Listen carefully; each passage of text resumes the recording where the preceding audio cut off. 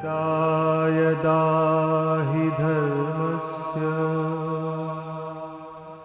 ग्लानिर्भवति भारत अभ्युत्थानम् अधर्मस्य तदात्मानं सृजाम्यहम्। परित्राणाय साधूनां विनाशाय च दुष्कृतां धर्म संस्थापनार्थाय संभवामि युगे युगे।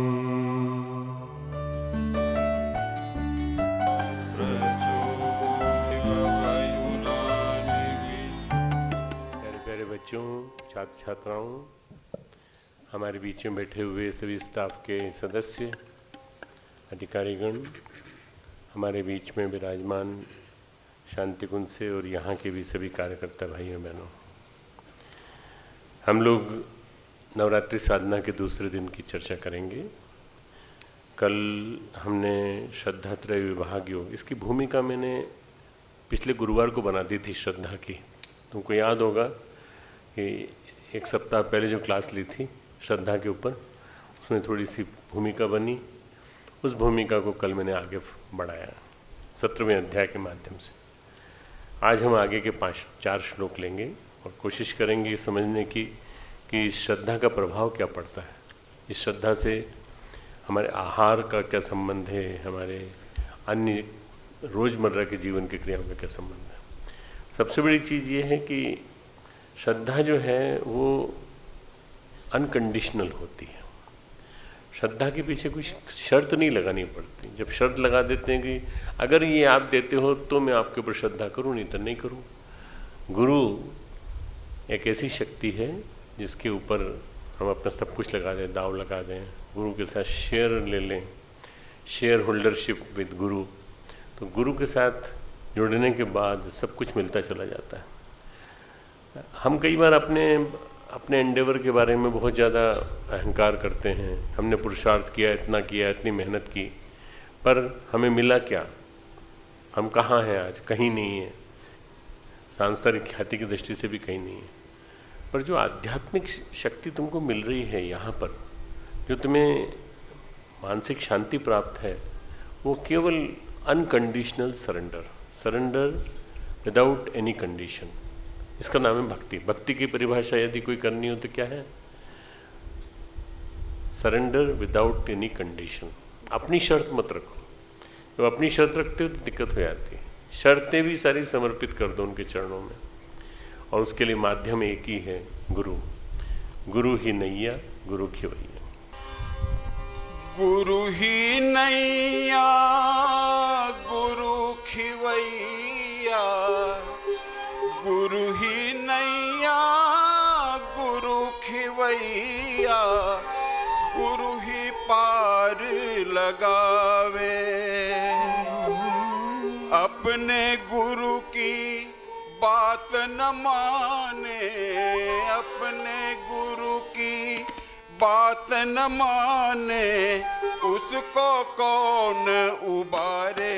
सुनो शिष्यों गुरु की महिमा अपार, सुनो रे शिष्यों गुरु की महिमा अपार। गुरु ही नैया गुरु खिवैया, गुरु ही नैया गुरु खिवैया, गुरु ही पार लगावे। अपने गुरु की बात न माने, अपने गुरु की बात न माने, उसको कौन उबारे। सुनो रे शिष्यों गुरु की महिमा अपार, सुनो रे शिष्यों गुरु की महिमा अपार।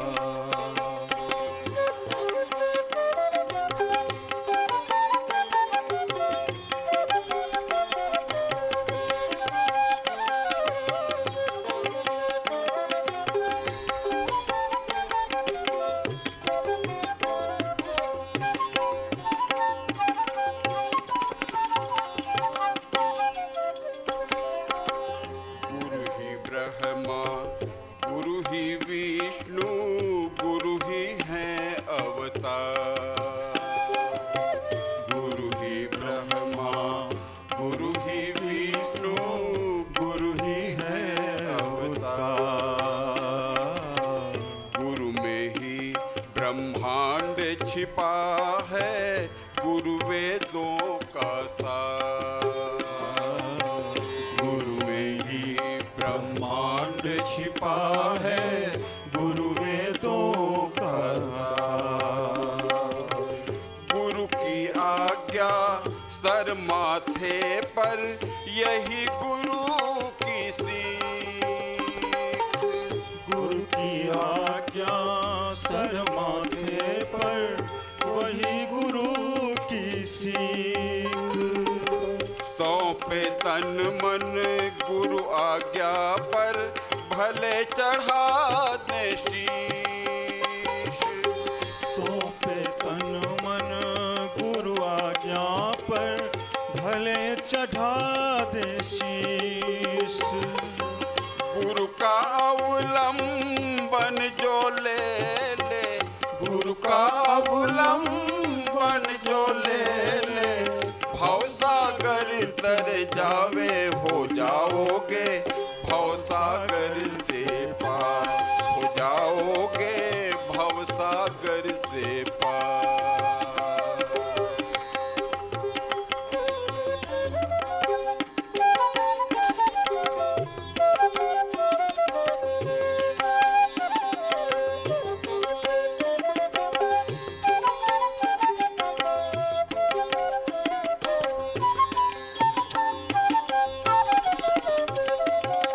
शिष्य कहा कर अपने गुरु का दर्द समझ ना पाते।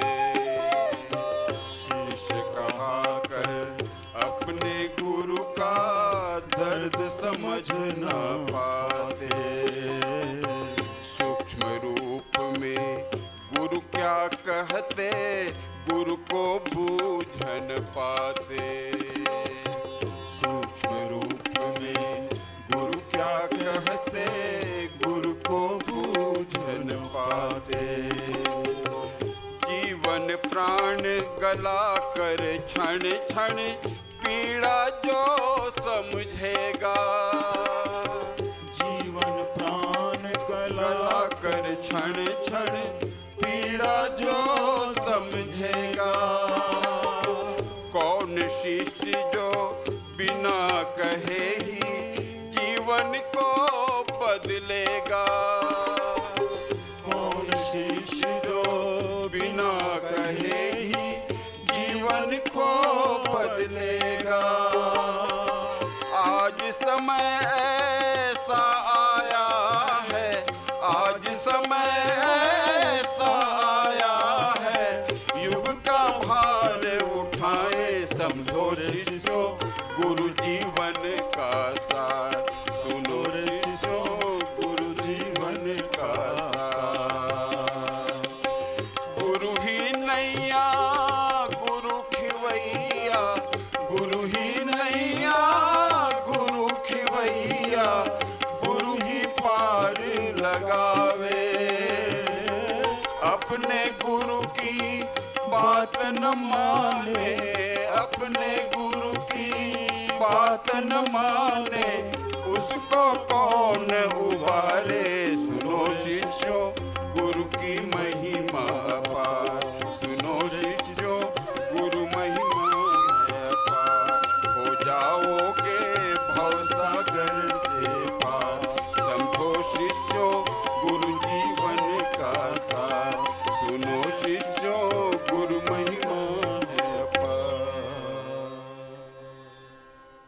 गुरु की महिमा अपार। सद्गुरु गिने चुने होते हैं, गुरु तो अनेकों होते हैं। गुरु ढेर सारे हैं समाज में, पर सद्गुरु वो होता है जो अपने साथ अपनी नाव में बिठा करके अपने शिष्य को पार ले जाता है। और कैसे पहचाने हैं ऐसे सद्गुरु को? सबसे पहले अपने अंदर देखें, अपने गुरु को अपने अंदर देखें। अपना गुरु कौन? हमारा स्वयं का आत्मा। हमारा आत्मा हमारा गुरु है, मार्गदर्शक है, पथ प्रदर्शक है। पहले अपने आत्मा को इतना स्ट्रांग बनाने की कोशिश करें, इतना ज़्यादा बनाने की, मजबूत बनाने की कोशिश करें कि हम आत्मबल की दृष्टि से संपन्न हों। उसके बाद फिर जब हम ढूंढना चालू करेंगे तो हमें एक अच्छा बाहर से गुरु मिलेगा, और जो आज की इस पाखंडी दुनिया में बहुत तरह तरह के लोग हैं, जिसमें कई तरह की निंदा करने वाले भी, कई तरह के लोग ऐसे हैं। उन सब के बीच में हमको एक आदर्श गुरु मिलेगा, जैसे हमको मिला, तुमको भी उनका मार्गदर्शन मिले, ऐसा हम प्रार्थना करेंगे। गायत्री मंत्र बोलें। ओम भूर्भुवः स्वः तत्सवितुर्वरेण्यं भर्गो देवस्य धीमहि धियो यो नः प्रचोदयात्। ओम गुरुर्ब्रह्मा गुरुर्विष्णु गुरुरेव महेश्वरः गुरुः साक्षात् परब्रह्म तस्मै श्री गुरुवे नमः। अखण्डमण्डलाकारं व्याप्तं येन चराचरं तत्पदं दर्शितं येन तस्मै श्री गुरुवे नमः। मातृवत् लालयित्री च पुत्रवत् मार्गदर्शिका नमोऽस्तु गुरुसत्तायै श्रद्धा प्रज्ञायुता च श्रद्धा प्रज्ञायुता च। हमारे सभी यहाँ उपस्थित सज्जनों, प्यारे प्यारे बच्चों, प्यारी प्यारी बच्चियों, दुर्गा सप्तशती में जो वर्णन आता है उसी के अनुरूप दुर्गा का इवोल्यूशन 9 फेजेस में होता है। कल जिसका मैंने जिक्र किया था, शैलपुत्री, वो शैलपुत्री पत्थर से जन्मी, चेतना से जन्मी और हमारे मूलाधार चक्र को भेद करके ऊपर बढ़ती है। आज जो देवी है ब्रह्मचारिणी, वो स्वादिष्ठान चक्र में प्रवेश कर जाती है और ब्रह्मचारी का आचरण करने का हमको मुख्य कर्म सिखाती है, श्रेष्ठतम तपश्चर्या। यानी नारद आदि के मना करने के बावजूद, सप्त ऋषियों के मना करने के बावजूद भी वो तपश्चर्या में लगी रहती है। ब्रह्म की धारणा, नारद ब्रह्मचारिणी मतलब ब्रह्म की धारणा जिसके मन में बैठ गई हो। प्रकृति के पार परमेश्वर की धारणा, वो प्रकृति के विकारों से अनुप्राणित नहीं है, प्रभावित नहीं है, वो निध्यासन की स्थिति में चली गई। उसके साथ अपने को परमेश्वर के साथ रमा देना, ब्रह्मचर्य से तपी हुई ये ब्रह्मचारिणी है जो आज की देवी है, स्वादिष्ठान चक्र के माध्यम से हमारे जीवन में आती है। आज हम लोग जो गीता का अगला चालू करेंगे, भगवान 3 प्रकार की श्रद्धा पर जोर देते कहते हैं। ये 3 प्रकार की प्रकृति हैं, 3 प्रकार हैं, भेद हैं। आचरण इसी अनुसार होना चाहिए, इसी के अनुसार भावनाएं होनी चाहिए, इसी के अनुसार जीवन का ताना बाना होना चाहिए, इसी के अनुसार जीवन की शैली होनी चाहिए और उद्देश्य तय होते हैं। तो हमें अपने गुणों को पहचानना स्वयं चाहिए। स्वयं अपने गुणों को हम कैसे पहचानें? आज एक कुंजी दूंगा मैं की दूंगा, अपने गुणों को कैसे पहचानें? हमारे अंदर क्या ज़्यादा है, हमारे अंदर क्या कम है, कैसे बढ़ाएं? फीवर होता है तो फीवर आने के बाद आदमी को हल्का सा गर्मी लगती है बदन में, फिर उसके बाद चिल्स आने लगते हैं, राइगर्स आने लगते हैं। उसके बाद वो जोर से चिल्लाता है, मुझे 2-3 रजाइयाँ उड़ा दो तो मुझे कम से कम आराम मिले। पंखा चल रहा है ऊपर, वो रजाई उड़ाने की बात कह रहा है। ये फीवर जो है ये आ गया है। गुरुदेव ने कहा है कि परमात्मा जब आता है तो बुखार के रूप में आता है, परमेश्वर जब आता है तो बुखार के रूप में आता है। तब चैन नहीं पड़ता, बेचैनी होती है। अरे भाई पूरा शरीर गर्म हो रहा है, क्यों? परमात्मा अंदर आ गया ना। परमात्मा का अंदर आना यानी तीनों गुणों को पार करके अंदर परमात्मा अगर आता है तो आने के बाद जो है जीवन की स्थिति क्या होती है उसके बारे में विभिन्न गुणों के माध्यम से समझ में आता है। पहला गुण जो है वो है तामसिक।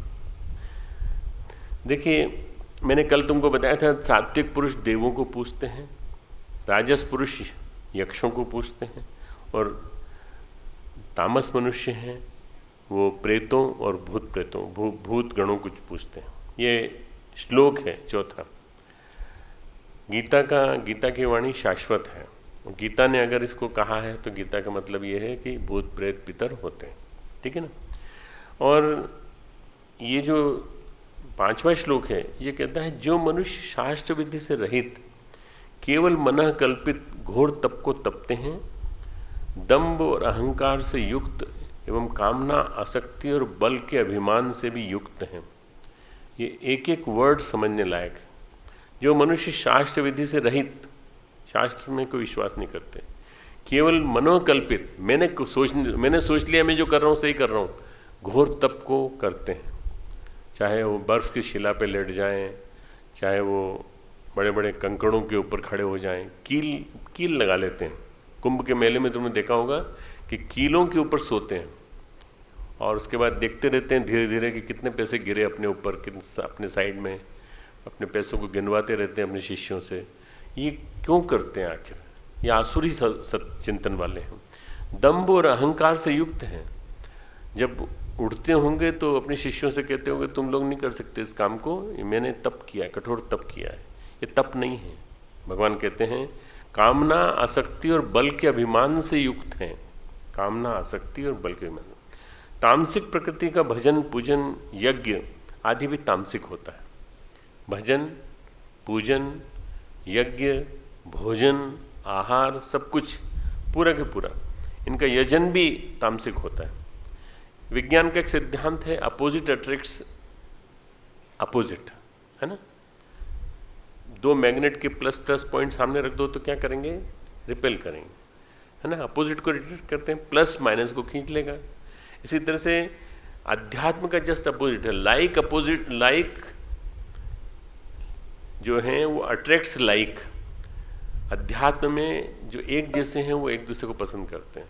जैसे मैंने कल उदाहरण दिया था, बीड़ी पीने वालों को, नशाखोरों का, दारू का अड्डा ढूंढने वालों का। ऐसे उदाहरण ये बताते हैं कि आध्यात्मिक व्यक्ति होता है वो अध्यात्म को अपने जीवन में उतारने के लिए अपने जैसे लोगों को चुन लेता है, ढूंढ लेता है। एक आदमी ने कहानी सुनी कि पैसा पैसे को खींचता है, पैसा पैसे को खींचता है। उसका एक कहावत है, पैसा पैसे को खींचता है।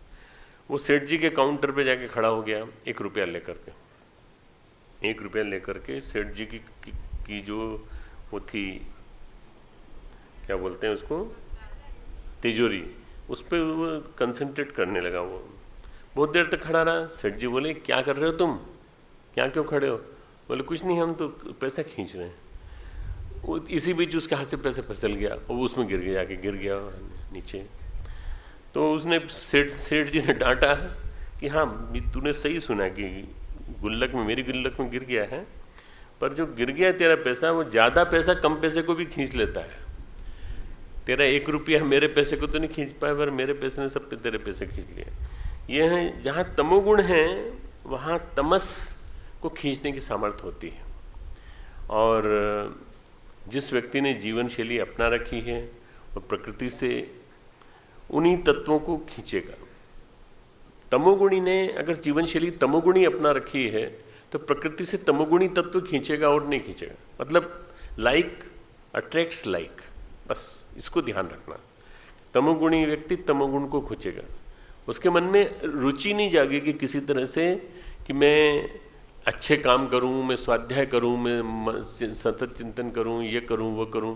तुमने देखा होगा, आज की पीढ़ी देखी होगी, आज की पीढ़ी के लड़के यूनिवर्सिटीज़ में देखी होंगे। इसके अलावा तुमने गुंडों के हालचाल सुने होंगे, दुराचारियों के हालचाल सुने होंगे, किस तरह से अपने दोस्तों को ढूंढते हैं और सामूहिक बलात्कार करके मार देते हैं। तो ये जो लोग हैं ये क्या है, एक जैसे लोगों को, अपने जैसे लोगों को ढूंढ लेते हैं।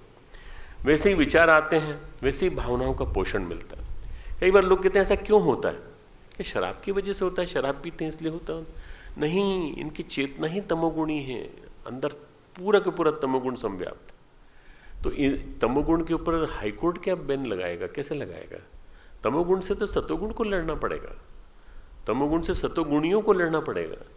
तमोगुण को बदलने के लिए व्यक्ति निर्माण की प्रोसेस को क्रियाशील करना पड़ेगा, बहुलीकरण, व्यक्ति निर्माण की प्रोसेस। तमस है तो भूत प्रेतों में रुचि, भूत प्रेतों में रुचि। जहाँ भूत प्रेतों की कोई बात करता हो उनके वहाँ पहुँच जाते हैं। कोई अगर ऋषि मुनि हो, कोई हो जहाँ भूत प्रेतों के बारे में कहते हो कि हाँ हम भूत जगा लेते हैं, हम ये कर लेते हैं, रात को 12 बजे के बाद आना, हम भूत सिद्ध कर देंगे, ये कर देंगे, तुरंत पहुँच जाएंगे। इनकी रुचि होती है। रजस है तो राक्षसों में रुचि होती है और यक्षों में रुचि होती है। विचित्र विचित्र प्रकार की अभिरुचियाँ। और सत्व है यदि, तो देवों में, पर ब्रह्म में रुचि होती है, भगवान में रुचि होती है। रुचि जैसी होती है वैसे गुण के हिसाब से। यो भगवान शंकर ने एक आदि शंकराचार्य ने एक पंचदेवोपासना चलाई थी अपने ज़माने में। इतना ज़्यादा नाटकबाजी थी उस ज़माने में, इतना ज़्यादा भूत प्रेतों की पूजा होती थी, यक्षों की पूजा होती थी, सब होता था। इसलिए उन्होंने एक परंपरा चला दी कि शिव विष्णु आद्यशक्ति, गायत्री आद्यशक्ति, परमेश्वरी आद्यशक्ति, महालक्ष्मी, महासरस्वती, महाकाली, शिव विष्णु आद्यशक्ति, सूर्य और गणेश, इन 5 के अलावा और किसी की उपासना नहीं होगी। इन 5 की उपासना करेंगे सब लोग। कोई भूत प्रेत की नहीं करेगा, कोई यक्ष की नहीं करेगा। तो ये 5 जो हैं ये आराध्य बन गए सबके। और देखते देखते, क्योंकि ये 5 गुणों के समुच्चय हैं। गणेश के अपने गुण हैं, सूर्य के अपने गुण हैं, सूर्य के साथ गायत्री मिली हुई है, आद्यशक्ति है, विष्णु हैं जो पोषण करते हैं, और शिव वो हैं जो संहार करते हैं। आप लोग पूछोगे ब्रह्मा को क्यों नहीं लिया, उनको क्यों नहीं लिया? उनको लेने की जरूरत नहीं, सब इसमें मर्ज्ड है, सब इसमें मर्ज्ड, सब इसके अंदर मिले हुए हैं। आम आदमी के लिए उन्होंने कहा कि सब अगर साधना करनी तो इनकी करो। सात्विक जन इन देवताओं की उपासना करें, ये उन्होंने कहा। जैसा आकर्षण उसी तरह के तत्व खींचते चले आते हैं, उसी तरह के तत्व आ जाते हैं। श्री कृष्ण रुक्मिणी के साथ बद्रीनाथ आए, बद्रिकाश्रम। और उस ज़माने में प्रचलन था कि तप करके, 1 वर्ष तप करके सुसंतति प्राप्त करना हो तो कहीं एकांत में, जहाँ भगवान का सानिध्य हो और किसी का सानिध्य न हो, वहाँ जाइए। श्रेष्ठ संतान की प्राप्ति के लिए उन्होंने वहाँ जाके तप किया। श्री कृष्ण के रूप में भगवान स्वयं, विष्णु स्वयं, रुक्मिणी के रूप में लक्ष्मी स्वयं वहाँ गए, वहाँ उन्होंने तप किया। वहाँ तप करने के दौरान उनको एक ब्राह्मण मिला। ब्राह्मण तपस्या करता था। बोला, महाराज आप तो सारे जगत के ईश्वर हैं, आप ये बताइए कि एक पिशाच हमको बहुत तंग करता है। एक पिशाच यहाँ पर, तुम बोल रहे थे ना शांति कुंज में प्रेत, वो कृष्ण ने पूछा कि यहाँ पर पिशाच कैसे आ गया तंग करने? बोले, आप तो ब्राह्मण हैं और गायत्री जपते हैं, पिशाच क्यों तंग करता है आपको? और त्रिकाल संध्या करते हैं, स्वाध्याय करते हैं। तो बोले, नहीं साहब, ये अब नहीं कर पाता, क्योंकि पिशाच जो है वो मुझे बार बार तंग करता है। यहाँ बद्रिकाश्रम में कुछ व्यापारी आए, मैं प्रमाद में पड़ गया और मेरा व्यापारी जैसी मानसिकता होने लगी। Like attracts like. Badrikashram, Badrinath, Kedarnath, Gangotri, Yamunotri, चारों जगह भगवान का निवास है। हाँ, निवास है। हिमालय है। हाँ, हिमालय। पर वहाँ व्यापारी आ गए हैं, अब वहाँ पे उद्योगपति आ गए हैं। इसी तरह से उस जमाने में भी आ गए थे। उन व्यापारियों ने क्या किया कि सुविधाएं बांटी, तो सुविधाएं इसने इस ब्राह्मण ने जुटा ली। संध्या वंदन छूट गया। जो प्रमाद था वो प्रमाद इतना ज़्यादा बढ़ा कि पिशाच पीछे लग गया। अब पिशाच ऐसे लोगों के पीछे लगता है जिनकी रोज़मर्रा की जीवन शैली अपसेट हो जाती है, गड़बड़ा जाती है। पिशाच उनके पीछे लगता है जो अपनी रोजाना की साधना नहीं करते, स्वाध्याय नहीं करते। पिशाच उनके पीछे लग गया। उसने कहा, ब्राह्मण ने कहा, अब प्रवृत्ति नहीं होती। श्री कृष्ण सोचे कि तुम्हारे लिए करेंगे, कुछ न कुछ आह्वान करेंगे। पिशाच का नाम था घंटा कर्ण। घंटा कर्ण, कान में घंटा बांधे रखता था। क्यों? पहले वह भी ब्राह्मण था और जब मरा तब उसके बाद वो पिशाच बना। शिव वाराणसी में वो भक्ति में लीन, शिव की भक्ति करता था, पर विष्णु का नाम नहीं सुनना चाहता था। विष्णु के प्रति द्वेष था, इसलिए हरि का नाम न सुनाई पड़े इसके लिए वो कान में घंटे बांधता था। जैसे कोई शिव बोलता था तुरंत घंटे बजा लेने लगता था, ताकि आवाज़ उसकी कान में शिव की न पड़े, विष्णु की न पड़े। जो विष्णु का नाम लेता मात्र घंटे की आवाज़ सुनाई पड़ती उसको, मात्र घंटे की आवाज़। ये क्यों किया इसने? क्योंकि द्वेष था, शिव से द्वेष, विष्णु से द्वेष था। एक दिन मृत्यु का कॉल आ गया उसको, मृत्यु का आमंत्रण आ गया कि चलिए। तो उसने सोचा कि वाराणसी चल के अपने शरीर छोड़ते हैं तो अंतिम गति को प्राप्त होंगे। शिव ने कहा कि तुझे वाराणसी में जगह नहीं मिलेगी, तूने तामसिकता को प्रश्रय दिया जीवन भर, विष्णु से द्वेष किया तूने, पुनर्जन्म नहीं होगा तेरा, मेरा नाम लेने से पुनर्जन्म नहीं होगा, और तू पिशाच योनि में जरूर जाएगा, और पिशाच योनि में रहेगा द्वेष के कारण। विष्णु, शिव, जितने भी देवी देवता, हरि, ये सब मिलकर के अद्वैत हैं, सब मिलकर के दो मिलकर के एक हैं, सब एक हैं। जब ये जान जाओगे तब तुम्हें मुक्ति मिल जाएगी। विष्णु और शिव सब एक हैं, ये जिस दिन जान जाओगे तुम्हें मुक्ति मिल जाएगी, पर अभी तुमको दंड भुगतना पड़ेगा। ये हमें सिखाएगा कौन? तो उन्होंने कहा बद्रीनाथ में विष्णु और लक्ष्मी दोनों आएंगे, तप करेंगे और वो हमारी आराधना करेंगे, तब तुम्हारा प्रबोध होगा, डेवलप होगा, उद्धार होगा। तुम्हारी भक्ति में तमस था, ये तमसपूर्ण भक्ति है, द्वेषपूर्ण भक्ति तमसपूर्ण भक्ति है। किसी से द्वेष नहीं करना, भक्ति के समय किसी से द्वेष नहीं करना, सब भगवान को एक समान मानना, सारे देवी देवताओं को एक समान मानना।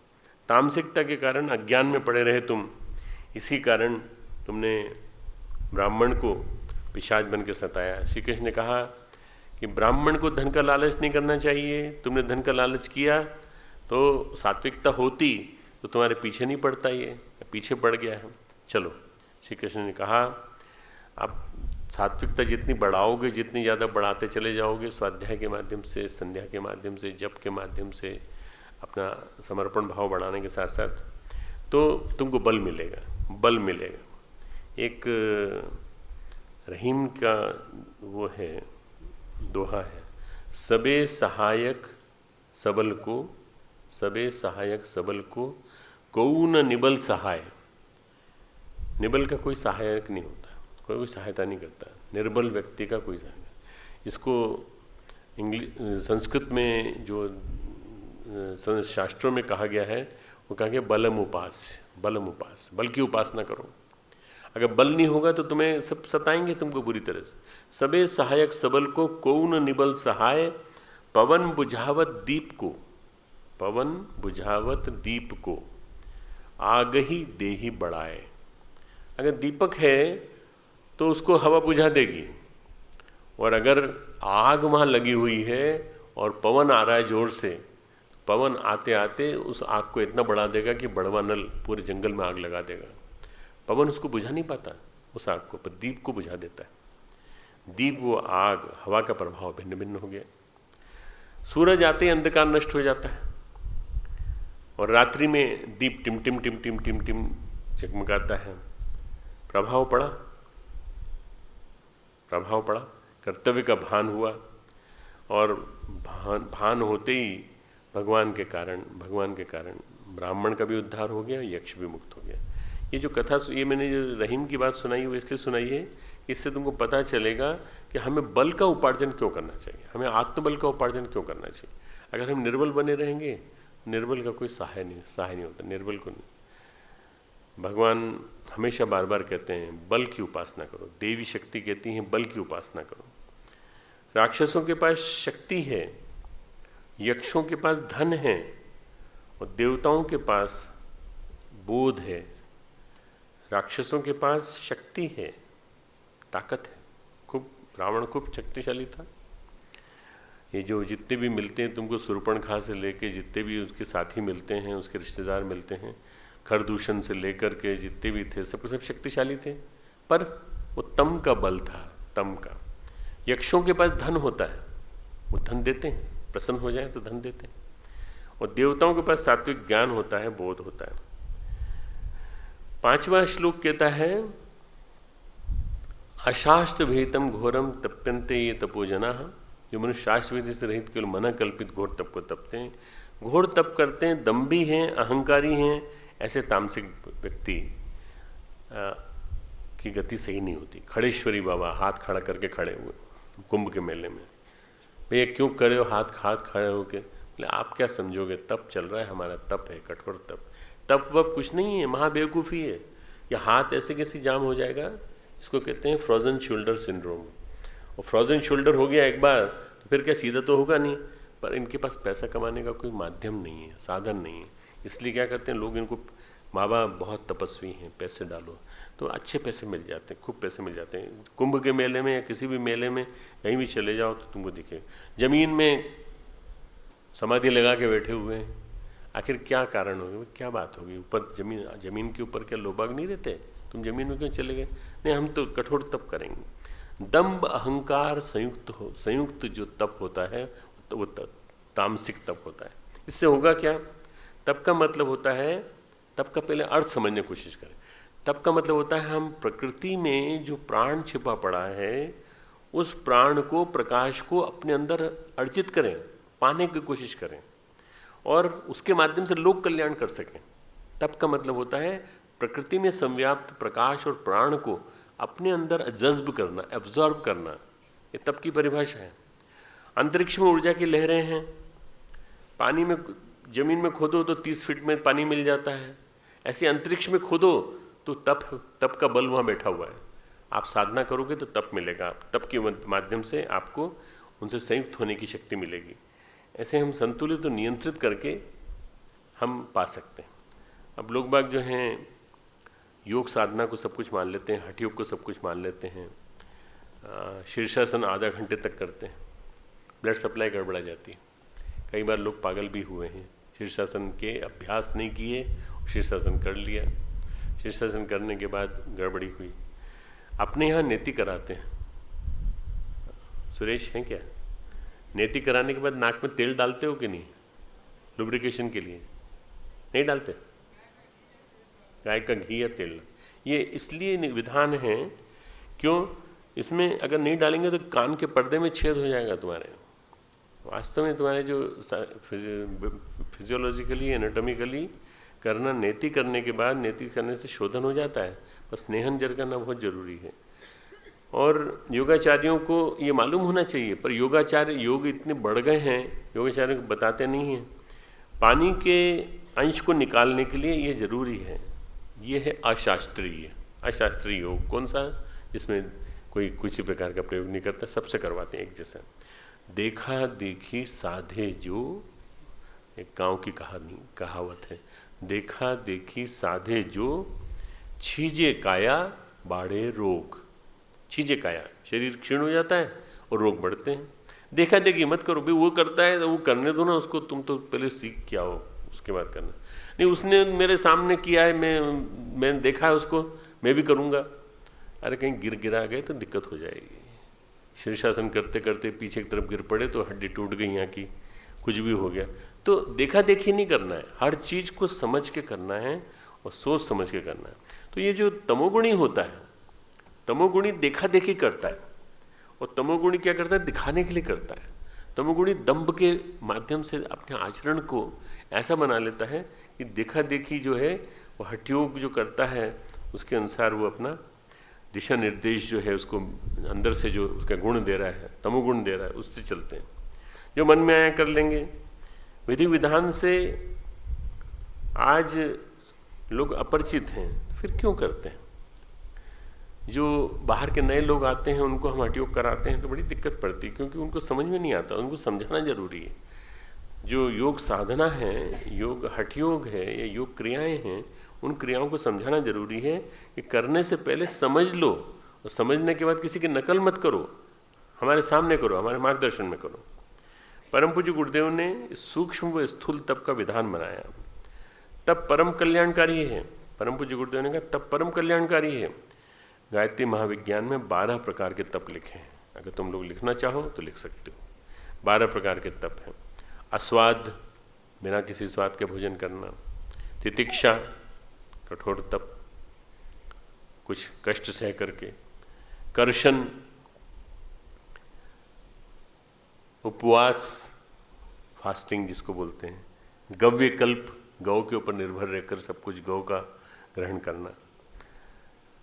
प्रदातव्य, प्रदातव्य ये भी एक प्रकार का तप है, किसी दिन इसी के ऊपर क्लास लेंगे। निष्कासन, निष्कासन तप, जो भी अवांछित इकट्ठा हो गया उसको निकालना। साधना, साधना भी एक तप है।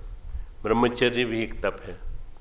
चंद्रायण, आज बहुत प्रचलन चल पड़ा है चंद्रायण का। चंद्रायण बन, कृच्छ चंद्रायण, पूर्ण चंद्रायण, मौन एक तप है, मौन।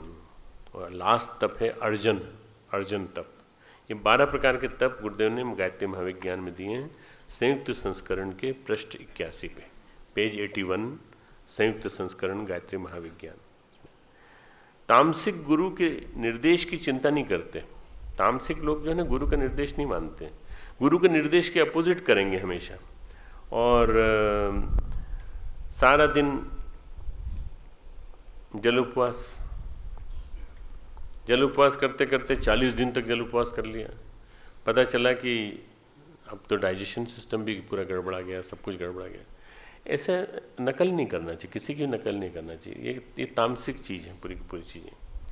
तो एक प्रकार की सनक है, सनक को जो जीवन में उतारे। अब एक आदमी था, शांति कुंज आया, उसने कहा कि हमारी पेट गड़बड़ा गया हमारा पूरी तरह से, वो डायबिटीज़ हो गई। हमने कहा कैसे? बोले हमने बातों बातों में शर्त लगा ली कि 40 दिन तक आप जल पे रह सकते हो, तो हम 40 दिन तक जलेबी पे रह सकते हैं। 40 दिन तक हम जलेबी पे रह सकते हैं। बोले 40 दिन तक उन्होंने जलेबी खाई, केवल जलेबी। नींबू पानी और शहद बीच बीच में लेते थे वो, बस शहद की मात्रा बढ़ती चली गई और डायबिटीज़ हो गई। डायबिटीज़ में कोमा में चले गए। ये अशास्त्र विहितम तप, अशास्त्र विहितम तप है ये तामसिक तप। ये नहीं करना, बिल्कुल नहीं करना। छठा श्लोक है, जो छठा श्लोक इसके आगे वाले देखिए।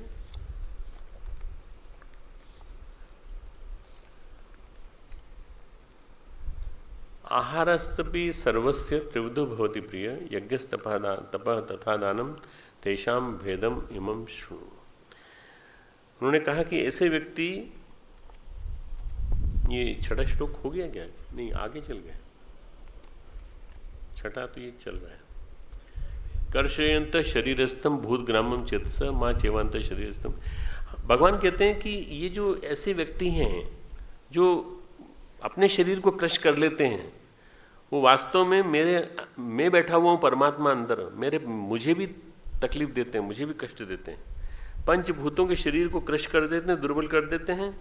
आयुर्वेद का एक निर्धारण है, उसके अनुसार करो, एक संतुलन है, वो टूट जाएगा पूरा। वात पित्त कफ का संतुलन है, वो टूट जाएगा पूरा। शरीर को भी सुखाते हैं और अंदर बैठे परमात्मा को भी सुखाते हैं। कभी कुछ खाने लगेंगे, कभी कुछ खाने लगेंगे, कभी कोई कुछ कह देगा ऐसा करने से जल्दी सिद्धि मिलती है, तो वही खाने लगेंगे। कभी कहेंगे बिना नमक का हम खा सकते हैं, साल भर तक खा सकते हैं। साल भर तक खा सकते हैं, कोई दिक्कत नहीं है, नमक जरूरी नहीं हमारे लिए। पर नमक न जाने से क्या होगा कि धीरे धीरे सोडियम जो कम होता जाएगा, उसकी पूर्ति के लिए आप क्या करेंगे? उसकी पूर्ति के लिए कहीं ना कहीं कुछ न कुछ आपको फलों का रस या कुछ न कुछ लेना पड़ेगा, और वो नहीं लोगे तो धीरे धीरे करके आप नॉर्मलिटी आएगी। तो बिना पूछे नहीं करना। कुछ लोग ये जो लिखा ना कर्षयंतम शरीरस्थम भूत ग्रामम चेतस, इसमें कुछ लोग हमारे यहाँ इतने पागल होते हैं कि विंध्यवासिनी देवी के यहाँ तो बहुत ज़्यादा होता है, नवरात्रि में जीभ काट के चढ़ा देते हैं। हिंदुस्तान में बहुत ज़्यादा होता है, हिंदुस्तान में बहुत पागल होते हैं, सनकी होते हैं। अपने देश में ज़्यादा रावण की तरह से सिर काटेंगे, रावण के 10 सिर आते चले गए। अरे रावण अलग बात थी, रावण के पास शक्ति थी, रावण के पास तप का बल था, रावण के पास शिव की भक्ति थी। तो अपना सिर काट दोगे तो वहीं के वहीं नीचे मर जाओगे, क्या फायदा है? ये हट के मारे, दंभ के मारे जो तप करते हैं इस तरह का, वो नहीं करना। नवरात्रि में खोपड़ी में जो उगाएंगे, यहाँ छाती पे जो उगाएंगे, और 9 दिन तक जो उगाएंगे, और जो उगने के बाद हम विसर्जित करेंगे। तो चारों तरफ कीर्तन चलता रहता है, सब कीर्तन करते रहते हैं। देखिए महाराज का, देखिए आप दर्शन कीजिए और 500 रुपये वहाँ चढ़ाइए आप। मतलब बाकायदा सारा तमाशा धर्म का इसी आधार पे चल रहा है पूरा। हाथ पर दिया जलाएंगे, है ना, नारियल तोड़ेंगे हाथ से, नारियल रखा और हाथ से तोड़ा। देखिए हमारे अंदर कितनी ताकत है। इससे प्रयोग, ये तो वो है, आप प्रैक्टिस करेंगे तो सब कुछ आ जाएगा। पर ये तप नहीं है, ये अध्यात्म नहीं है, सिद्धि नहीं है, ये प्रदर्शन है, प्रदर्शन। ये तप नहीं करते, दम्भी अहंकारी हैं, असुर स्वभाव वाले हैं। इन अज्ञानियों को भगवान कहते हैं तान विद्धि असुर निश्चयान। तान यानी उनको, विद्धि यानी जान, असुर यानी राक्षस, निश्चयान निश्चय पूर्वक, इनको तो असुर जान। अध्यात्म और धर्म का कलेवर जो है वो इतना शुद्ध कर दिया गुरुदेव ने कि आज जितनी ज़्यादा जो अशुद्धियाँ दिख रही हैं उनको अगर ठीक करना है तो गुरुदेव वाला ही फार्मूला यूज़ करना पड़ेगा, और हमको धर्म तन से लोक शिक्षण का फार्मूला यूज़ करना पड़ेगा, बहुत ज़रूरी करना। तप तो भावनात्मक, वैचारिक और शारीरिक परिष्कार के लिए है। तप जो होता है वो भावनात्मक, शारीरिक और वैचारिक परिष्कार के लिए होता है। ऐसे तप जो हैं जिनका हम नाम लिया ऊपर, जो उगा देना और ये जीभ काट देना, ऐसे तप नहीं, असुरता है, अज्ञान है, और वे अंधकार से मुक्त नहीं हो पाते। ऐसे व्यक्ति अंधकार से मुक्त नहीं हो पाते। अब भगवान 3 भेद बताते हैं 7वें श्लोक में। 7वें श्लोक में बताते हैं कि देखो, आहारस्तपि सर्वस्व त्रिविधो भवति प्रिय। भोजन भी सबको अपनी अपनी प्रकृति के अनुसार 3 प्रकार का प्रिय होता है। तो उस दिन पहले दिन यानी कल के दिन जो है ना, प्रश्न भोजन से स्टार्ट हुआ था, तो आज भोजन का ही विषय है। भोजन 3 प्रकार का प्रिय होता है। वैसे यज्ञ, तप और दान भी 3 प्रकार के होते हैं। भोजन, यज्ञ, दान और तप, तामसिक, राजसिक और सात्विक, इनकी चर्चा करेंगे। पृथक पृथक भेद को तुम मुझसे जान, ये है 7वां श्लोक। 7वां श्लोक जानने के बाद समझने की कोशिश करो। तामसिक, राजसिक और हर एक का अलग अलग होता है। कैसा होता है, एक कहानी सुनो। गोस्वामी जी अनाथ थे, तुलसीदास जी, घर से निकाल दिया गया उनको, एक बुढ़िया ने पाला, पोषण करती थी। एक नियति थी, एक प्रारब्ध था, अंदर के संस्कार थे। राम के प्रति सहज अनुराग था, राम के प्रति प्रीति थी। जब ऐसा कहते राम बोला, उनका नाम रखा गया था। क्यों? उन्होंने जन्म लेते राम का नाम लिया था। अंदर के संस्कार, उसी शक्ति ने बनारस में उनको नरहरि स्वामी और शेष गोस्वामी, 2 उनके गुरु थे, नरहरि स्वामी और शेष सनातन। शेष सनातन महाराष्ट्र के थे और नरहरि स्वामी उत्तर प्रदेश के थे। इन दोनों से मिला दिया। दोनों ने उनको शिष्य के रूप में स्वीकार किया। तो कहा, तुम्हारा भाव बहुत अच्छा है और तुमको राम अच्छे लगते हैं, तुम राम की कथा बनाओ, राम की कथा सुनाओ। राम कथा लिखने लगे। अब वो फुटकर रचनाएं लिखते रहते थे, पर वाल्मीकि रामायण को आधार मानकर उन्होंने कवित्त बनाए। कवित्त का मतलब होता है कि कविता के भाव में वाल्मीकि रामायण संस्कृत में थी। उस जमाने में सब लोग वाल्मीकि रामायण कहते थे। जो पंडित होते थे वो सब वाल्मीकि रामायण कहते, किसी को समझ में आती नहीं थी। थोड़ी देर बैठे रहते थे, फिर सुन के चले जाते थे। कि पुण्य तब अर्जित होता है ना जब उसको समझ में आए, जो कहा जा रहा है वो समझ में तो आए। अगर मैं गीता पूरी पढ़ जाऊँ तुम्हारे सामने और तुम कहो वाह वाह वाह बहुत गीता बहुत अच्छी पढ़ी, पर समझ में नहीं आई। क्यों? अर्थ नहीं समझ आया। अर्थ समझना बहुत जरूरी। तो वाल्मीकि रामायण को रसयुक्त बनाने के लिए वे कवित्त बनाने लगे, संस्कृत से हिंदी में वाल्मीकि रामायण के, और अच्छे वाचकों में उनकी गिनती होने लगी। अयोध्या में कथा कहते थे, और कथा कहने के साथ साथ जब वो नियमित रूप से वहाँ रहते थे, तो जब भी शौच जाते जंगल में तो उसका बचा हुआ पानी, बबूल का एक पेड़ था, उसके ऊपर फेंक देते थे। करीब 6 महीने तक ये काम करते रहे, पानी फेंकते रहे। एक दिन एक भूत प्रकट हुआ बबूल में से और बोला, हम आप पे प्रसन्न हैं भगवान, आपने हमारे को तार दिया। क्यों? वो जो पानी जो बचा था ना, उससे पानी से आपने हमको तृप्ति कर दी। तर्पण इसी को कहते हैं, आपने हमें तृप्ति कर दी। तामसिक को शौच वाले जल से मुक्ति मिली है। तामसिक व्यक्ति को उस वाले जल से मुक्ति मिली है जो उसके लिए यूज होता था। तो भूत कहता है, हम आपका कल्याण कर देंगे, आप हमसे मांगिए कुछ। तुलसीदास जी को पहली बार ऐसा आदमी मिला था जो ऐसी शक्ति मिली थी जो कर देंगे। आप कुछ मांगिए हमसे। तो बोले, हमें सीताराम के दर्शन करा दो, हमारी सबसे बड़ी इच्छा तो ये। अरे बोले, आप कैसी बात करते हो, आप पंडित हो, विद्वान हो, आप तो जानते हो सीताराम के दर्शन हमें हो जाते तो हम ही नहीं तर जाते। अभी तो हमको बहुत यात्रा करनी। तो आप कुछ और मांगो। अच्छा, आप कथा कहते हैं, ऐसा करिए, आप अयोध्या में एक महाराज, आप हमें, मतलब जो तुलसीदास जी के मुंह से निकला वो ये कि आप किसी तरह से रास्ता बताइए, हम सीताराम तक पहुंच सकें। बोला, अच्छा ऐसा करिए, एक अयोध्या में मंदिर है, उस मंदिर में एक कथा आती है। वो कथा बहुत भावपूर्ण होती है। उस कथा में कि पंडित जी जो महाराज जो कथा करते हैं उस कथा में हनुमान जी स्वयं आते हैं। हनुमान जी के रूप में नहीं होते, कोड़ी के रूप में होते हैं, ताकि उनको कोई पहचान न सके। सबसे दूर बैठते हैं, कोने में बैठते हैं बिल्कुल। मैं आपको बता दूंगा सबको, मैं चूँकि सूक्ष्म शरीरधारी हूँ इसलिए आपको कोई दिक्कत नहीं होगी, मैं गाइड भी कर दूंगा। और अंत में भूमिष्ठ होकर भूमि को प्रणाम करके चरण पूरा स्पर्श करके फिर वो चले जाते हैं। ये आइडेंटिफिकेशन पॉइंट्स हैं कि हनुमान जी कौन से हैं। आपको हनुमान जी मिल जाएंगे।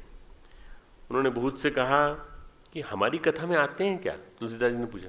बोले नहीं, आपकी कथा बुरा मत मानना, आपकी कथा में नहीं आते। क्यों?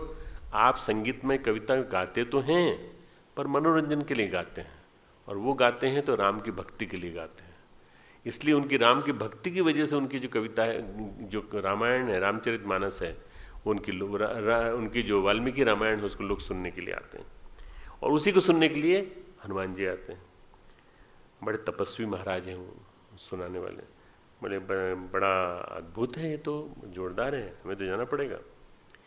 वे अपना सब कुछ उड़ेल देते हैं उस कथा में। विद्वत्ता का अहंकार गिरा, तुलसीदास जी का विद्वत्ता का अहंकार गिरा, और ये भी पता चल गया कि हनुमान जी कहाँ रहते हैं। भगवान विद्वत्ता से नहीं बल्कि भक्ति का, भगवान विद्वत्ता का कायल नहीं है, विद्वान हैं, बहुत विद्वान हैं, भगवान भक्ति का कायल है। भगवान भक्ति का कायल न होता तो उन पंडित जी की कथा में नहीं आते हनुमान जी। हाँ, हनुमान से तुलसीदास जी कथा में आते हैं। आप उनकी कथा सुनिए। राम कथा चल रही थी, कथा सरस थी, बहुत स्वादिष्ट थी, बड़ी बढ़िया ढंग से कही जा रही थी, बड़ी मज़ेदार ढंग से कही जा रही थी, और राम का चरित्र सुनाते सुनाते पंडित जी की आंखों से अश्रु बह रहे थे और लोग सुन रहे थे। कोड़ी के रूप में बैठे हनुमान जी की आंखों से भी आंसू आ रहे थे। बूढ़ा दाढ़ी वाला कोड़ी सुन रहा था, पास में जाके बैठ गए उसके, वो पीछे खिसक गए थोड़ा सा, फिर थोड़ा पास में बैठे, फिर पीछे खिसक गए। तो उन्होंने सोचा कि अच्छा यही बेटर है कि अपन यहीं बैठे रहें, जब जाएंगे तो पकड़ लेंगे इनको। कथा के विसर्जन के बाद वे पीछे लग गए, और पीछे लग गए और उनसे पाँव पकड़ करके पूछा। कोड़े वाले पाँव थे तो और तो कोई हाथ नहीं लगाता, वही हाथ लगाता जो जानता था। भूत ने कहा पकड़ लो पाँव, ये कोड़ वाले नहीं है, ये तो भगवान हनुमान जी। पकड़ लिए पाँव। बोले आपकी भक्ति जो है, उन्होंने हनुमान जी ने कहा आपकी भक्ति राजसिक है, आप कामना की वजह से करते हैं, क्या चाहते हो? हनुमान जी ने पूछा। उन्होंने कहा कि राम सीता के दर्शन करना चाहते हैं। तो बोले राजसिक है, तुम्हारी इच्छा है, सकाम है। अरे अगर अंदर भक्ति होगी तो भगवान स्वयं दर्शन देने आएंगे। फिर भी आप दर्शन दिला दीजिए। आपके दर्शन हो गए, आपके दर्शन के बाद चित्रकूट में हमें दर्शन दिलाए। तुमको सबको कहानी मालूम है, चित्रकूट के घाट पर भई संतन की भीड़, तुलसीदास चंदन घिसे तिलक देत रघुवीर। रघुवीर ने तिलक दिया। पहली बार तो वो घोड़े पर वो राजकुमार के रूप में निकल गए, नहीं पहचान पाए। तो फिर उसके बाद हनुमान जी को ऐसा लगा कि ये तो महा बुद्धू है। तो एक बार दिखाया, राम लक्ष्मण दिखाए, धनुष बाण पहचान ही नहीं पाया। तो दूसरी बार जब वो तिलक कर रहे थे, और तिलक सभी को कर रहे थे पंडित जी के रूप में चित्रकूट के घाट पर, तो उन्होंने कहा कि जोर से राम राम राम सीता, राम लक्ष्मण, तोते की आवाज़ में बोलना चालू किया। तब उनको समझ में आया तिलक देत रघुवीर, और ये वाला श्लोक बोला, चित्रकूट के घाट पर भई संतन की भीड़। भूत भी तृप्त हो सकते हैं, भूत भी तृप्त हो सकते हैं अगर प्रॉपर तर्पण की व्यवस्था हो। तो तर्पण के भूत, हनुमान चालीसा में की एक वो लाइन आती है, भूत पिशाच निकट नहीं आवे जब नाम सुना। तो ये इसी से पढ़ा है, महावीर का नाम, महावीर इसी से पढ़ा है जब उन्होंने उस प्रेत को जीत लिया। उस प्रेत को, तो भूत पिशाच निकट नहीं आए, तुम्हारे निकट नहीं आएंगे। हनुमान जी है ना, साध लेंगे, वो संभाल लेंगे पूरा, चिंता मत करना। आहार यज्ञ तप दान, ये सब के सब सात्विक राजसिक तामसिक होता है। किसी को मीठा पसंद है, किसी को मिर्च मसाला पसंद है। सात्विकों को रसयुक्त, भगवान कहते हैं आगे, सात्विक व्यक्ति को रसयुक्त स्थिर रहने वाले पदार्थ पसंद होते हैं, स्थिर रहने वाले, शरीर में जाके स्थिर बने रहें और वहाँ पर बहुत काल तक उनका प्रभाव बना रहे शरीर में। ऐसा नहीं कि पता चला कि वो खाया और प्रभाव खत्म हो गया। अनेक शास्त्रों में आहार के बारे में अनेक तरह की बातें हैं। हठ योग में, उपनिषद में योगी का आहार कैसा हो ये भी बहुत विशेष है। प्याज लहसुन क्यों नहीं खाना चाहिए ये भी दिया हुआ है कि क्यों नहीं खाना चाहिए। सात्विक चिंतन को रोकता है, सात्विक चिंतन आने से रोकता है। यहाँ तक कि बैंगन कटहल भी योगी के लिए वर्जित है आहार में, इसमें हठ योग घेरण संहिता में। राजमा भी देर तक पचने वाले माने जाने के कारण वर्जित है। जो पचने वाला हो मेरे कहने से मत मानना, तुम लोग ये समझ लेना कि सात्विक अगर बनना है तो मस्तिष्क को तेज करने वाला और जो उत्तेजित न करे, हमारी इंद्रियों को उत्तेजित न करे, हमारे अंदर किसी प्रकार की सेंसिटिविटी को न बढ़ाए, वही आहार सही है। कैसे होना चाहिए? रसीले, रस्याहा, चिकने, स्निग्ध, रबड़ी, दही, अन्य चीज़ें, स्थिर, जो स्थिर हो जाए अंदर जाकर और स्वाभाविक रूप से प्रिय हो। रद्या, एक वर्ड आया है रद्या, हृदय को प्रिय हो स्वाभाविक रूप से।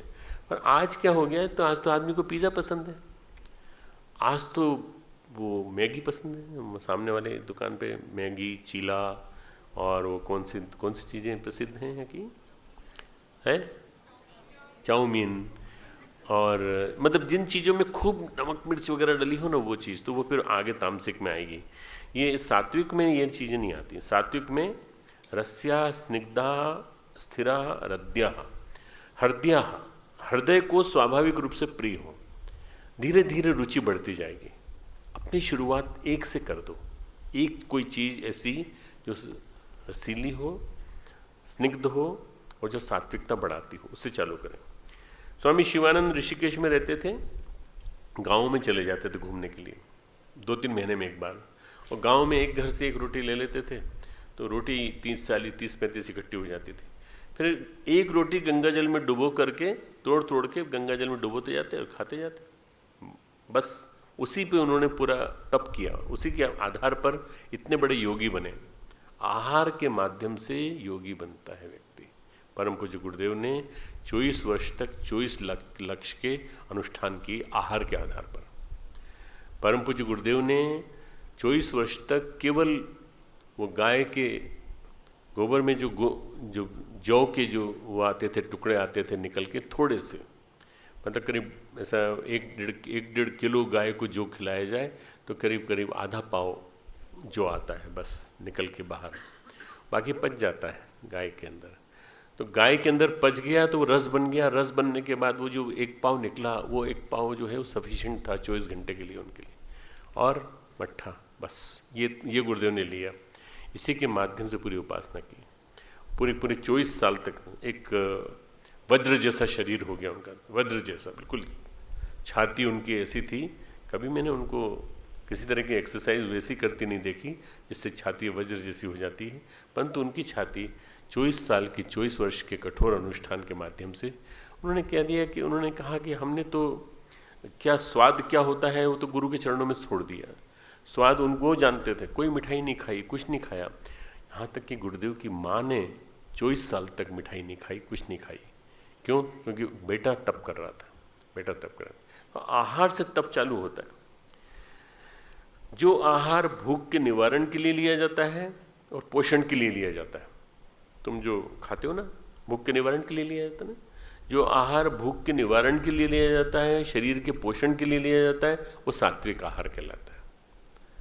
तुम्हारे लिए बहुत सरल परिभाषा दे रहा हूँ, भूख के निवारण के लिए और पोषण के लिए। और जो आहार स्वाद के लिए लिया जाता है, आनंद आ गया, आज तो समोसा खाने में मज़ा आ गया चटनी के साथ, ये है राजसिक भोजन, ये राजसिक भोजन है। और जो आहार स्वाद के लिए, और इतना ज़्यादा स्वाद के लिए कि पेट से भी ज़्यादा, पेट भर गया इसके बावजूद भी खाए जा रहे हैं। उल्टी हो गई रात को, डॉक्टर के पास गए, लूज मोशंस हो गए हमारे। क्यों खाया था? नहीं, वो अच्छा लगा तो ज़्यादा खा लिया। बस ये तामसिक है, ये तामसिक वृत्ति यहाँ पैदा होती है और धीरे धीरे ये चीज़ बढ़ती चली जाती है।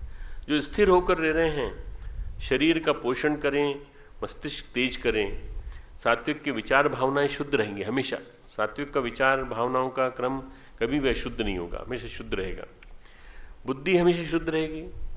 वो तुमने सुना होगा, आहार शुद्धौ सत्व शुद्धि, आहार शुद्धौ सत्व शुद्धि, सत्व शुद्धि ध्रुवा स्मृति, आहार शुद्धौ सत्व शुद्धि, मेरो पूरी बॉडी की मज्जा ये सब शुद्ध रहेंगी। ब्लड बनने की प्रोसेस जहाँ से होती है वो भी सब शुद्ध रहेगी। और सत्व शुद्ध रहेगा, ध्रुवा स्मृति, स्मृति मेमोरी हमेशा बढ़िया बनी रहेगी, हमेशा याद रहेगा सब कुछ। आपको अपनी आत्मा का सतत निरंतर स्मरण बना रहेगा कि हमारी आत्मा की गति क्या है और हमको कैसे जाना है। आत्मा की ये यदि स्मृति बनी रहती है तो फिर ये जो विभिन्न प्रकार के जो तामसिक भोजन है ये नहीं करना है हमें।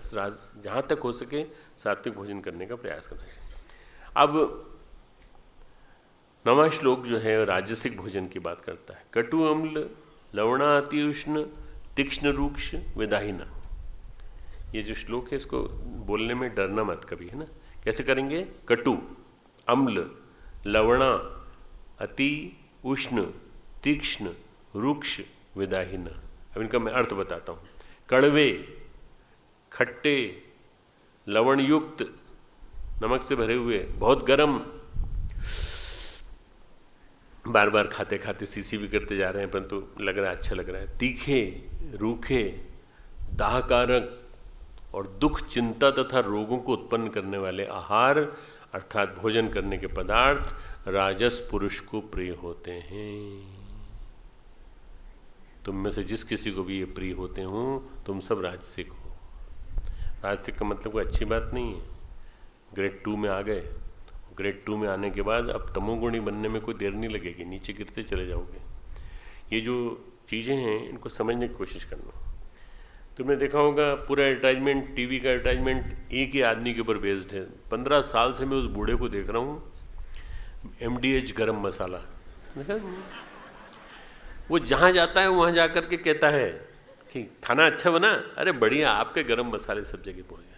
मसाला आ गया, मसाले के साथ साथ न जाने कितने प्रकार की वेराइटीज़ आ गई, न जाने कितने प्रकार की चीज़ें आ गई, और खाना बनाने की टेक्निक्स इतनी वैरायटी की हो गई कि अब फूड के ऊपर food channel, 6 food channel TV पे आते हैं, 6 तरह के चैनल आते हैं, बताते हैं स्वादिष्ट कैसे बनाया जाए, कैसे बनाया जाए, ज़्यादा से ज़्यादा पकाया जाए, ओटाया जाए, ज़्यादा से ज़्यादा क्या। ये जो प्रोसेस है इससे पूरा शारीरिक स्वास्थ्य हमारा गड़बड़ा जाता है। मैं एक चीज़ बताता हूँ जो अक्सर गाँवों में होती है। गन्ने का रस ठंडक में पैदा होता है, निकलता है, उसको ऊपर छत पे धूप में सड़ाते हैं, बांध देते हैं, धूप में सड़ाते हैं। तुम में से किसी क्या होता होगा, तुमको याद आ जाएगा। धूप में सड़ाते हैं, दिसंबर से जुलाई तक उसको सड़ने देते हैं, फिर अचार डालकर उसमें बरसात में उसको उतारते हैं। इससे क्या हो जाता है? सिरका बन जाता है। प्रोसेस नहीं लिखा रहा हूँ, ये बस समझना कि प्रोसेस लिखा रहा हूँ। मैं बता रहा हूँ कि किस तरह से मतलब सड़ी हुई चीज़ को खाना ये एक प्रकार से गलत चीज़ है। सिरका बन जाता है, फिर मिर्च डालते हैं उसमें, इसको कहते हैं सिरके वाली मिर्च, और अजीब सा तीखा स्वाद, बड़ा अच्छा लगता है, खाते हैं तो बड़ा आनंद आता है। ये सिरके वाली मिर्च जो है आज भी गाँवों में खाई जाती है, और शहरों में आप हर की पेड़ी पे चले जाइए, अगले ऊपर वाले रास्ते पे, जो ऊपर वाला अपर रोड है, इस तरफ वाली घाट की तरफ, यहाँ पे सिरके वाली मिर्च भी मिल जाएगी, लाल मिर्च भी मिल जाएगी, तेल वाली खूब वाली मिर्च वाली। इसके बाद मुंह में पानी पानी पानी पानी, बस। ये जो है ये बड़ी खतरनाक चीज़ें हैं। भगवान कह रहे हैं रोगों को उत्पन्न करने वाली हैं, और ये भोजन करने के पदार्थ राजसिक हैं। एक सन्नाटा नाम का व्यंजन गांव में बनता है। सन्नाटा जानते हो? सन्नाटा कोई जानता है? हाँ बताओ कैसे बनता है?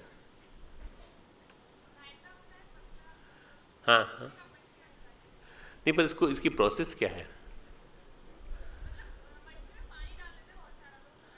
अरे वो सन्नाटा नहीं है। मैं प्रोसेस बताता हूँ तेरे को, प्रोसेस सुनेगी तब तेरे को आनंद आएगा। लड़की लड़के का तिलक हो गया है ना, अब तिलक होने के बाद शादी होगी, तो शादी में सन्नाटा सबको पिलाना है, तो मट्ठे को सड़ाना शुरू करते हैं उसी दिन से। आज तिलक हुआ है, 2 महीने बाद, 3 महीने बाद, 4 महीने बाद शादी है, मट्ठा सड़ाते हैं, तीखा भी, सड़ा हुआ भी, अम्ली भी, और रायता बनाकर बहुत ज़्यादा लाल मिर्च डालते हैं उसमें। एक घूंट पीते ही आनंद आ जाता लोगों को। ये कहते हैं भाई सन्नाटा बना तो इनके यहाँ का बना है। ये गाँव की बात बता रहा हूँ मैं, पूरे देश के गाँव में ये है। साउथ में नहीं होगा, साउथ में तो वैसे भी डायरेक्ट तुम्हारे हैं उत्तर भारत में कहीं नहीं है। बेटा वो लड़की खड़ी ना अभी जो खड़ी हुई थी उससे पूछ लेना कैसे बनता है, मैंने वो टेक्निक बता दी। पर ये सन्नाटा जो है ये तमोगुणी है।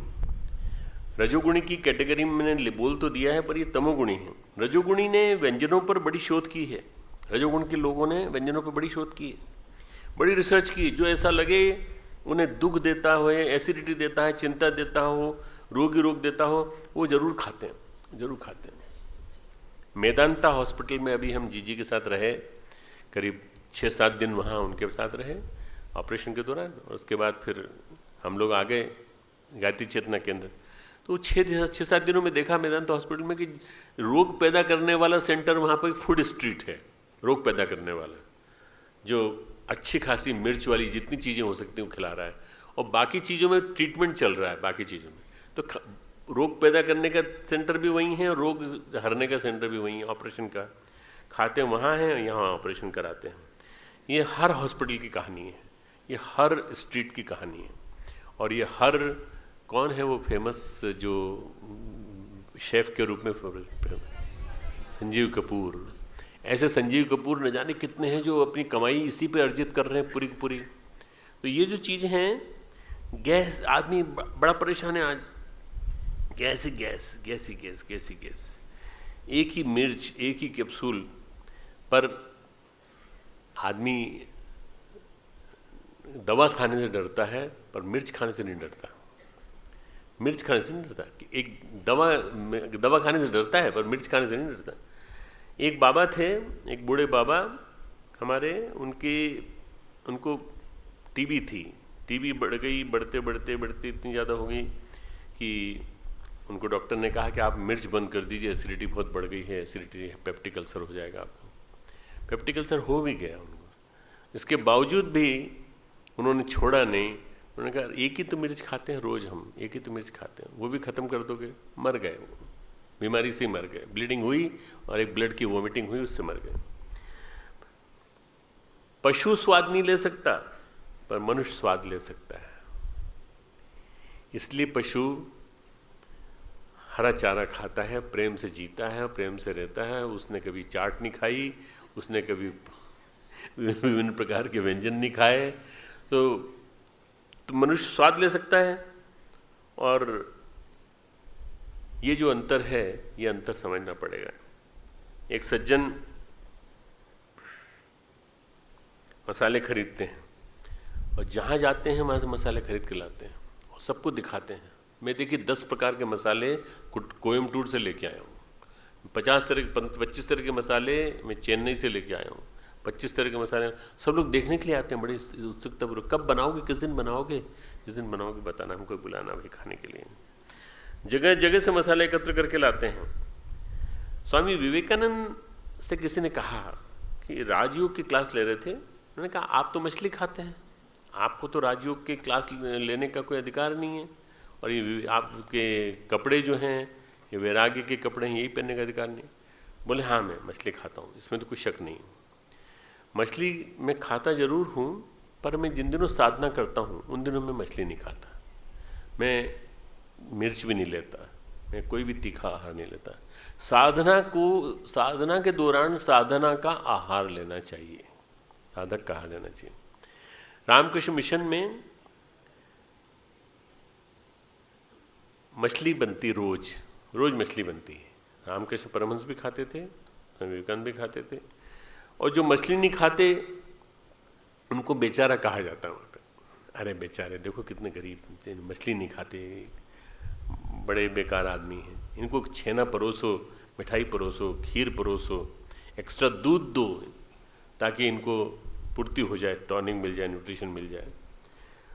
मछली खाने वाले को बड़ी दया, मछली न खाने वाले को बड़ी दया से देखते हैं। स्वामी विवेकानंद ने कहा यूएसए की अपनी क्लास में कि राजयोग में शाकाहार और सात्विकता का महत्व है। इसलिए मैं शाकाहार करता हूँ, सात्विकता का बंधन मैंने बंद कर दिया उन दिनों जिन दिनों मैं राजयोग कर रहा था, और अभी भी जब मैं राजयोग सिखाता हूँ तो बंद कर देता हूँ। संडे को रामकृष्ण परमहंस मछली नहीं खाते थे। सूर्य का दिन है, गायत्री का दिन है, आज के दिन हम मछली नहीं खाएंगे। तो आज भी परंपरा ये है रामकृष्ण मिशन में कि संडे के दिन मछली नहीं बनती वहाँ पे। लोग बड़े तरसते हैं कि मंडे कब आएगा। इतना ज़्यादा मछली के प्रति झोल भात सुना है तुम? झोल भात सुना है तुमने? झोल भात मछली के साथ भात कुछ चावल को रसान देते हैं। हरिद्वार के रामकृष्ण मिशन के जो बंगाली साधु हैं यहाँ के, हरिद्वार में मछली नहीं बनती, यहाँ पब्लिकली नहीं बनती, वैसे प्राइवेटली कहीं बनती होगी, पर वो रेस्टोरेंट में नहीं जा पाते। तो क्या करते हैं, वो देहरादून जाके खाते हैं। यहाँ से वहाँ जाके साधु महाराज वहाँ से मछली खा रहे हैं। इतना ज़्यादा राजसिक व्यक्ति को अपनी चीज़ें प्रिय होती हैं कि वो किसी भी हालत में अपनी चीज़ को छोड़ नहीं सकते। खाना एक ऐसी चीज़ है जो हमारे जीवन के हर चीज़ से जुड़ी है। अगर आहार शुद्ध नहीं होगा तो हमारा अंदर का मेरो शुद्ध नहीं होगा, हमारे जीवन में परिवर्तन नहीं आएगा। बेलूर मठ में एक यूथ कन्वेंशन हुआ, 2 सप्ताह तो ये तय हुआ कि बहुत देश के लोग आ रहे हैं, उनमें बहुत सारे वेजिटेरियन हैं, तो क्या करें, मात्र वेजिटेरियन बनेगा 2 सप्ताह तक। 2 सप्ताह तक जब वेजिटेरियन बना तो पागल हो गए, वहाँ के लोग पागल हो गए। लगे क्या हो गया, हम लोग तो बिना मछली के जिंदा ही नहीं रह सकते, क्या करें। तो बस वो जो बनता रहा वो खाते रहे, किसी तरह से खाते रहे। और जैसे ही 2 सप्ताह बाद बना वैसे पागल हो गए, आज मछली बनी, आज मछली बनी, आज मछली बनी, मछली बनी, पागल की तरह से सारे साथ। जब साधु की यह हालत है तो आदमी की क्या हालत होगी। रजोगुणी तरह तरह के तरीके खोजता है और रोगी बनता है, त्रास पाता है, चिंता का शिकार होता है। आज के डॉक्टर्स की प्रैक्टिस इन रजोगुणियों की वजह से चल रही है सारी। अगर ये रजोगुणी ना होते डॉक्टर्स की प्रैक्टिस नहीं चल पाती। आओ गीता की आरती करेंगे। कल तामसिक के बारे में बात करेंगे।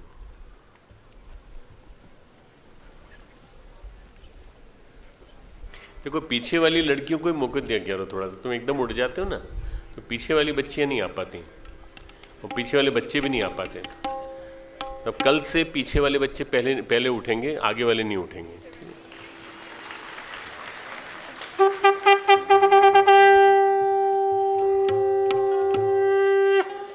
ओम यम ब्रह्म वेदांत विदो प्रधानम पुरुषम तथामि विश्वोदते कारणमीश्वरो तस्मै नमो विनाशनाय। ओम यं ब्रह्मा वरुणेन्द्ररुद्रमरुतः स्तुवन्ति दिव्यैस्तवे वेदैः साङ्गपदक्रमोपनिषदैः गायन्ति यं सामगा ध्यानावस्थितगतेन मनसा पश्यन्ति यं योगिनो यस्यान्तं न विदुः सुरासुरगणा देवाय तस्मै नमः, देवाय तस्मै नमः। ओम जय भगवद गीते, जय जय भगवद गीते। हरि कमल विहारिणी, हरि कमल विहारी, सुंदर सुपुनीते। जय भगवद गीते। कर्म सुमर्म प्रकाशि कामासक्ति हरा,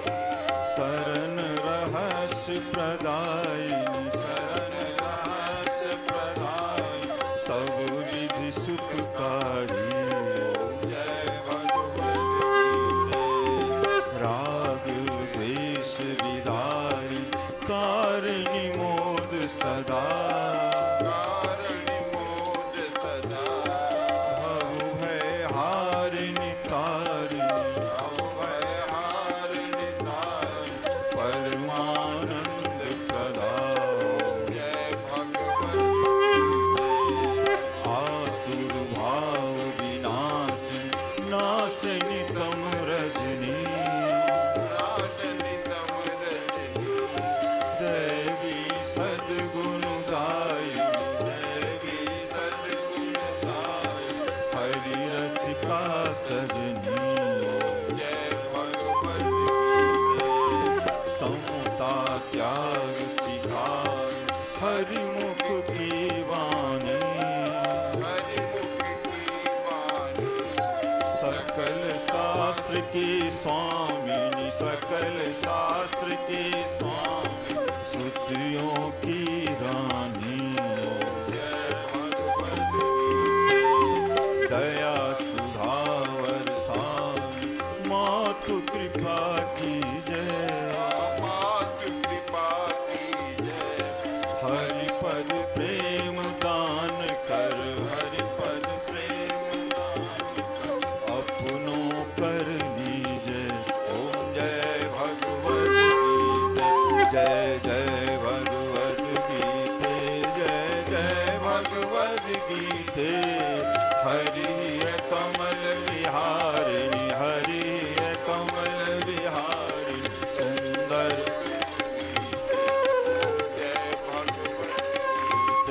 ओम जय भगवत गीते जय जय भगवत गीते हरि है कमल विहारिणी हरि है कमल विहारिणी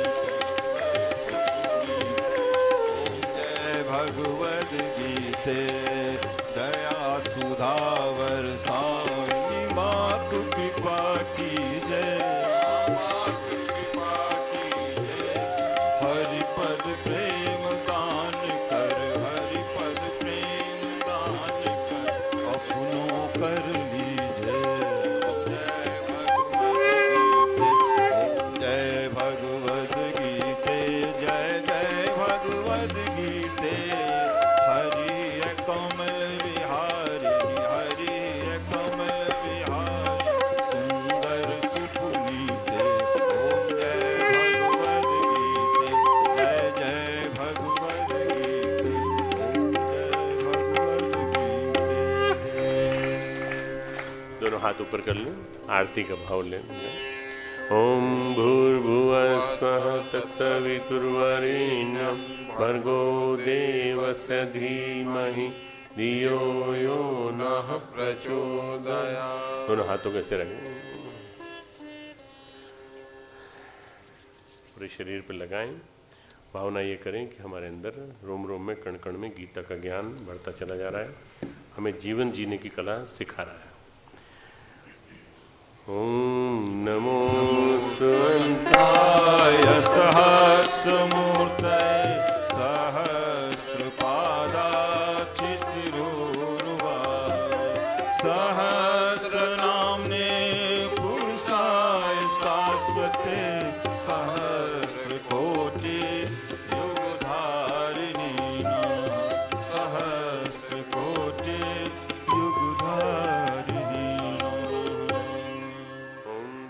शांति अंतरिक्ष गुण शांति पृथ्वी शांतिरापः शांतिरो